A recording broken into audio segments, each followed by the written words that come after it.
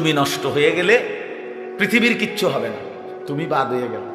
প্রতিদিন কত মানুষ যে অ্যাক্সিডেন্টে মরে যায়, এতে পৃথিবীর কিচ্ছু হয় না।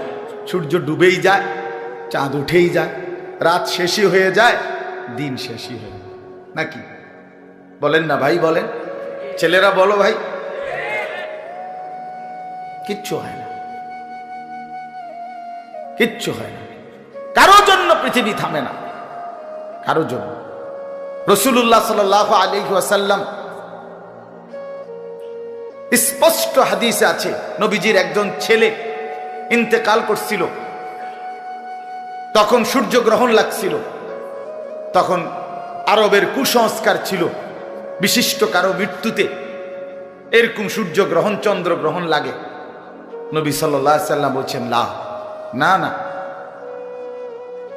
না না না, ইন্না শামসা ওয়াল কামারা লা ইয়াখসিফান লিমাউতি আহাদিন। না বেটা, সূর্য চন্দ্রের মধ্যে গ্রহণ কারো মৃত্যুর কারণে লাগে না, কারো মৃত্যুতে কিছুই থামে না, পৃথিবী চলতেই থাকে, পৃথিবী চলতেই থাকে। চাই সেটা নবীর সন্তান হোক,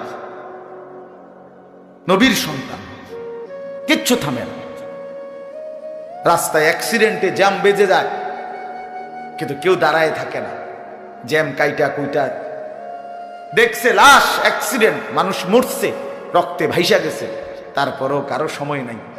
সবাই ডানে বামে পাশ কাইটা ধীরে ধীরে জ্যাম ভাইঙ্গা ভাইঙ্গা চলেই যায়, কেউ থামে না।